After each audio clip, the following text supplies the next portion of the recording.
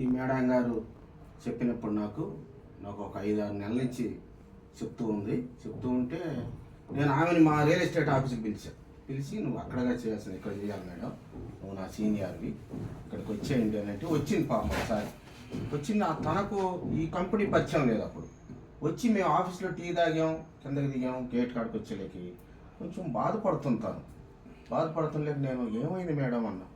ఏంటో సార్ నాకు ఒంట్లో ఏం హుషారు లేదు, బాగోలేదు సార్, అనారోగ్యంగా ఉందన్నది. సరే మేడం వెళ్ళి హాస్పిటల్ చూపించుకోండి అని అన్న. నాకు ఈ బయోటోరీ దీని గురించి అసలు లేదు కదా, ఆమెకు కూడా తెలియదు.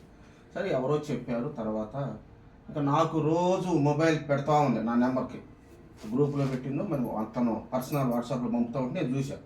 మేడం ఏంటి మేడం ఇదంటే మీరు ఫోన్ యూజ్ చేసే దాని గురించి సార్ ఇదని. తనకు కూడా తెలియదు, చెప్పింది కొన్ని విషయాలు.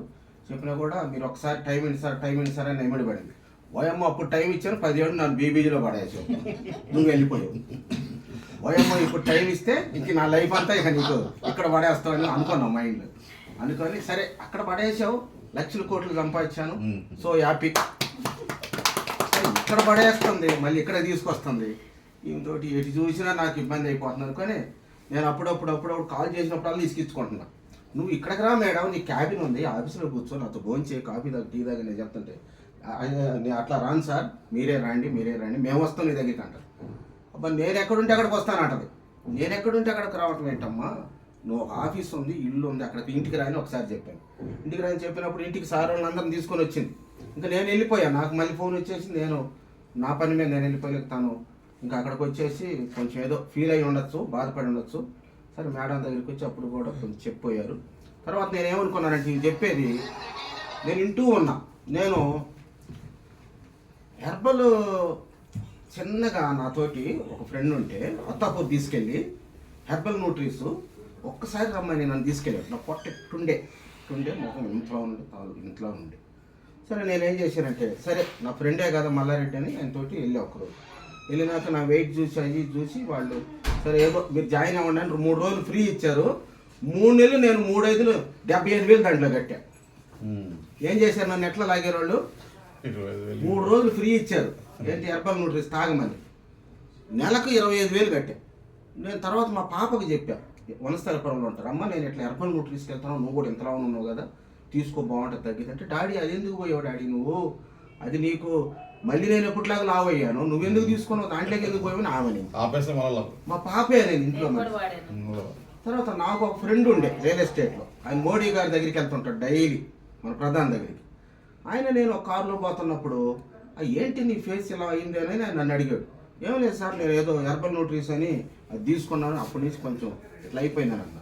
అదే అవునా దాంట్లోకి ఎందుకు వెళ్ళావు సుధాకర్ నువ్వు, నేను చెప్తాను నీకు తర్వాత అని అన్నాడు. అవునా సార్ మీరు కూడా తీసుకున్నారా అన్న. అలాగే ఆయన బ్యాంకులో బిజీగా ఉన్నాడు, నేను చెప్పలేదు ఈటని.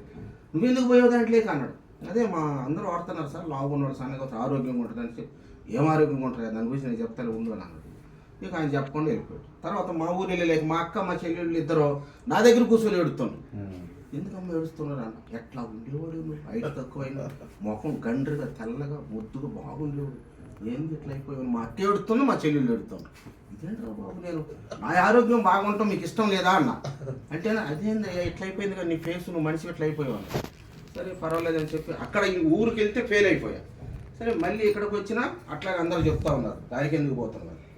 తర్వాత నేను తీసుకున్నాక అయిపోయినాక మొత్తం బాడీ లోపలికి వెళ్ళిపోయింది. ఫస్ట్ వెళ్ళిపోయిన ముఖం తగ్గిపోయింది, చేతులు తగ్గిపోయింది. మళ్ళీ ఇప్పట్లో 2 ఏళ్ళు లావు ఉండేది, అన్నీ కరెక్ట్ తగ్గిపోయినాయి, నీరు గీరంతా తగ్గిపోయింది. కానీ మళ్ళీ ఇక 90 రోజులు అయిపోయినాక నేను మళ్ళీ ఇక దాని వైపు చోట్ల మానుకున్నావా మళ్ళీ వస్తుంది. ఇక అందరు కంటిన్యూ అయ్యారు అక్కడ. నాకు అర్థమైపోయింది 3 నెలలు 90 రోజుల్లో మేము ఆల్రెడీ నాలెడ్జ్ ఉండేవాళ్ళం, భూమినే అమ్మేవాళ్ళమే, భూమినే కొనిపించేవాళ్ళమే. సో మేము హయ్యెస్ట్గా రిచ్గా అసలు మొత్తం ఒక మనిషిని వ్యక్తిని కన్విన్స్ చేసేవాళ్ళం. మేము ఒక ట్రైనర్స్, మేము ఎక్స్ప్లెయిన్ చేసేవాళ్ళం. అయినా కానీ వీళ్ళ దగ్గర మనం ఇది తీసుకొని డబ్బులు ఇచ్చి ఏదో రూపాయికి అమ్మినట్టు 2 రూపాయలు కొనుక్కొచ్చుకున్నట్టు ఆలోచించి నేను మానేసి 3 ఏళ్ళు ఇక మళ్ళీ ఇప్పట్లాగా పట్టుకొచ్చి మీ ముందర ఉన్నామని ఇప్పట్లాగా వచ్చేసి.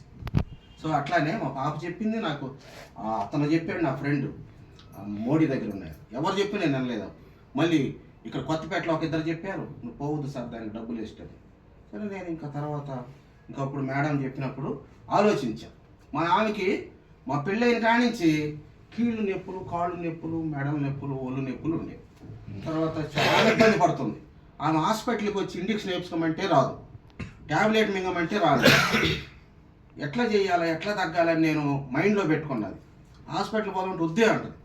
తర్వాత ఒకరోజు మేడం కాల్ చేసింది. మేడం కాల్ చేస్తే నేను అన్నాను, సరే మేడం, నాకు అందరి విషయం ఏమో నాకు తెలియదు, కానీ నేనైతే ఒక 2 కిట్లు తీసుకుంటాను, మరి ఆఫీస్కి రమ్మంటారంటే రాండి సార్ అని నేను ఊరు వెళ్తున్నాను అంటే అప్పుడే తీసుకొని ఒకటి ఊరికి కూడా తీసుకెళ్ళాను.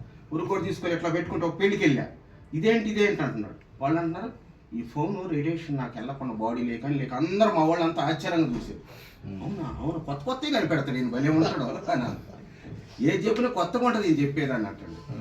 ఇక అందరూ ఆ మ్యారేజ్, మా అక్క బిడ్డ మ్యారేజ్ అయితే అక్కడ అందరూ చూసారు. ఏంటి ఆ బ్యాచ్లెట్ ఏంటి, అది చెయ్యికి ఏంటి పెట్టుకున్నాడు, మన వాటర్ తాగట్లేదు, ఎందుకు బాటిల్ లేదు తాగుతున్నాడు అని అందరూ చూస్తున్నారు. ఇది ఒక ప్రత్యేకత, ఇది ఐరన్ చంపడానికి, ఈ రేడియేషన్ మనకు పోకుండా ఉండటానికి, ఆపటానికి అని చెప్పారు.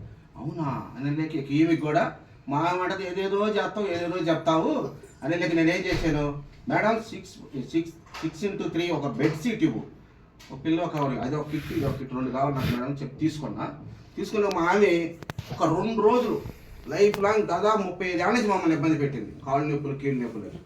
2 రోజులు 3 రోజులు వేసుకుంది, 4వ రోజు తీసి అవతల పారేసింది. తగ్గిపోయింది నాకు. మామ ఏళ్ళేంటి ఇట్లా ఉన్నాయి, నాకు ఇప్పుడు అమ్ముతున్నాయి మామ, మళ్ళీ ఉన్నాయి మామ అంటాను. నేను అది నువ్వు పారేయద్దు తల్లి, నేను వేసుకుంటాను, నేను రోజు నేను వేసుకుంటాను. పిల్లో కవర్ పెట్టుకుంటాను, బెడ్షీట్, మా మనవరాలు నేను ఇద్దరం పడుకుంటాం. తాతయ్య ఇక అమ్మమ్మకి నాకు తగ్గిపోయింది, మా మనవరాలకు పని తప్పింది, మా కూతుళ్ళకి పని తప్పింది, మాకు అందరికి పని తప్పింది. ఆమె హాయిగా ఉండేలేకి మాకు అనిపించింది, హ్యాపీ అనిపించింది నాకు కూడా. అప్పుడు హ్యాపీ అనిపించి ఇప్పుడు నేను నా ఫ్రెండ్స్కి ఎవరైతే అనారోగ్యంగా ఉన్నారో, నేను ఈ బయోటోరీలోకి రావడానికి విశేషం ఏంటంటే, నేను రియల్ ఎస్టేట్లో ఉండి బట్టలు అందరికి ఎలాగ ఇచ్చానో, అన్నం ఎలాగ పెట్టానో, దీంట్లో ఉండి కూడా ఒక్కొక్క కిట్టు ఒట్టిగీయాలని నాకు ఆలోచన కలిగి నేను కొనుక్కోని డబ్బులతోని అనారోగ్యంగా ఉన్న వాళ్ళకి, ఎవరికైతే కొనుక్కోలేరో, వాళ్ళు తీసుకోవడానికి ఇబ్బంది ఉందో అలాంటి పేదవాళ్ళకు కూడా హెల్ప్ చేయాలని దీంట్లోకి వచ్చాను. నేను తీసుకున్నాను, వాడుకున్నాను, మళ్ళీ నాకు ఆ ఆలోచన కూడా కలిగింది. నాకేంటంటే, నాకు బట్టలు ఉండే అవతలకు లేదేమో, ఇవ్వాలని ఒక ఆలోచన. నేను తిన్నాను, ఆయన తినలేదేమో, పెట్టాలని ఒక ఆశ నాకు. ఎందుకంటే నాకు చిన్నప్పటి నుంచి ఉంది నాకు. అట్లానే ఈ బయోటోరీ కంపెనీలో కూడా నేను, మేడం నన్ను ఎంత ఇసుకిచ్చినా కూడా నాకేమనిపించిందంటే, ఓహో హెల్త్ గురించి ఇది. అప్పుడు ఆ రోజుల్లో అనేది పెద్దవాళ్ళు, ఊపిరింటి ఉప్పుగా నమ్ముకొని బతకొస్తారా నాయన, బతుకుంటే బస్టాండ్లో బతనీళ్ళు అమ్ముకొని బతకొచ్చు, ప్రాణమే పోతే ఇవన్నీ ఎవరికయ్యా, అనుభవించు భూమి. దేవుడే మనల్ని భూమి మీద ఆశీర్వదించాడు, దేవుని కంటే కొంచెం తక్కువ చేసుకున్నాడు. మానవుడు దేవుని కుమారుడు, ఇంకెవరు పక్షులు, ప్రకృతి అది కాదు, అదంతా మన కోసం పెట్టాడు. మనం అనుభవించాలని, మానవుడు అనుభవించాలని దేవునికి ఇష్టం. ఎందుకంటే ఆయనకు మనం కుమారులు, ఆయన మనకు దేవుడు. కనుక మానవుడు భూమి మీదకి వచ్చిన ప్రతి మనిషి కూడా అది కాపాడుకోలేక ఇట్లా ఉంటున్నాడు, 4 రోజులు వెళ్ళిపోతున్నాడు. 100 ఏళ్ళు దేవుడు ఆవిచిచ్చాడు, 100 ఏళ్ళు పూర్తి చేసుకోవాలిగా.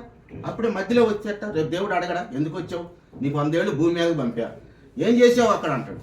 నీకు ఇష్టం వచ్చింది అన్నీ తిన్నావు, నీకు ఇష్టం వచ్చింది అన్నీ ఎంజాయ్ చేసావు, నీకు ఇష్టమైనట్టు నువ్వు ఉండేవు, నేను చెప్పింది నువ్వు చేయలేదు అంటాడు దేవుడు ఒకరోజు. అప్పుడు మనం దేవుని దగ్గర చిక్కుపడాల్సి వస్తుంది కదా, తల నేలకేయాల్సి వస్తుంది. మనకి పరలోకం ఉండదు, పాతాళమే ఉంటుంది, విసిరి పడేస్తాడు అవతల. అక్కడ అగ్ని ఆరదు, పురుగు రావదు, గొంతు ఎండిపోవటం, అంగిలి ఎండిపోతుంది, రొమ్ములు కొట్టుకుంటూ అరుచుకున్నా కూడా మళ్ళీ దేవుడు కాపాడు. అందుకని దేవుడు చెప్పినట్టు, ప్రకృతి చెప్పినట్టు మనం పాటించాలి. నేను ఇంతకుముందు నేను ఏదైనా కూడా డాక్టర్, నాకు ఎంబీబీఎస్ డాక్టర్లు, అపోలో డాక్టర్లు, ఎంతోమంది డాక్టర్లు పరిచయాలు ఉన్నారు. నేను వాళ్ళు డిస్కషన్ చేసుకునేది, సార్ ఏది మంచి ఏది చెడని. వాళ్ళు చెప్పరు, కొన్ని నేను మళ్ళీ వాళ్ళ ఫ్రెండ్స్ మళ్ళీ నేను వస్తే వెంకటగిరి మన మొహమ్మద్ హుషాన్ డాక్టర్ ఉన్నాడు. నాకు మా పాప పిల్లలకి అందరికి 5 కానుకలు మాకు ఆయనే సలహాదారుడు. ఆయన అందరికి ఫ్యామిలీకి తెలిసినారు మొహమ్మద్ హుషాన్. అయితే ఆయన కొన్ని విషయాల్లో నేను ఆయన డిస్కషన్ చేస్తుంటే నిజాలు చెప్పేవాడు కాదు, నేను అబ్జర్వ్ చేసి ఆలోచించేవాడిని, ఇది కరెక్ట్ చెప్పాడా తప్పు చెప్పాడు ఆయన. అయితే ఆయన నేను వస్తే ఏదో 200-300 ఫీజు వస్తుందిగా, అది ఆలోచన. డాక్టర్లు అందరూ కూడా అలాగే ఉంటారు. కనుక ఇలాగా ఏదో ఒంట్లోకి పోకుండా, తాగకుండా, తినకుండా, చేతుకు పెట్టుకుంటే, బెడ్షీట్ వేసుకొని పడుకుంటే ఆరోగ్యంగా ఉండేది. అసలు నేను ఇంతవరకు ఎక్కడ చూడలేదు. అసలు ఎన్నో ప్రాంతాలు తిరిగాం, ఎంతో తిరిగాం, ఎన్నో విన్నాం, ప్రొడక్ట్ ఎన్నో చూసాం, కానీ దీనిలాగా అసలు ఎక్కడ లేదు. ఇప్పుడేమో నీ చేతికి పెట్టుకుంటాం, బ్లడ్ సర్క్యులేషన్ అవుతుంది. ఈ ఫోన్ మాట్లాడకుండా ఎవరైనా ఉంటారా? ఇంట్లో ఉండకుండా ఎవరైనా ఉంటారా? తర్వాత కారులో తిరగకుండా ఎవరైనా ఉంటారా? బైక్లో తిరగకుండా ఎవరైనా ఉంటారా? వాటర్ తాగిన మనిషి ఎవరు భూమి మీద అని అడుగుతాను నేను. వాటర్ తాగిన మనిషి ఎవరైనా ఉన్నారా? ఎవ్వరూ లేదు. ఈ 5 కోసం, ఈ 5 కాపాడుకోవాలంటే, ఆరోగ్యంగా ఉండాలంటే మనం ఈ కంపెనీలో అన్నీ తీసుకోవచ్చు, పని చేసుకోవచ్చు. 2 విధాలుగా మనకు యూజ్ అవుతుంది కదా. అందుకని ఆ ఆలోచనతో నేను కూడా ఈ కంపెనీతో జర్నీ చేస్తూ ఉన్నాను. గత ఒక నెల అయింది నేను జర్నీ చేయబట్టి. పోయిన 18వ తారీఖు, మళ్ళీ ఇప్పుడు 19, ఒక నెల అయింది నేను కూడా జర్నీ చేయబట్టి.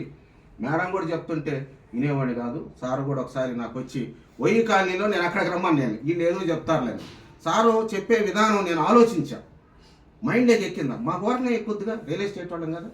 So sir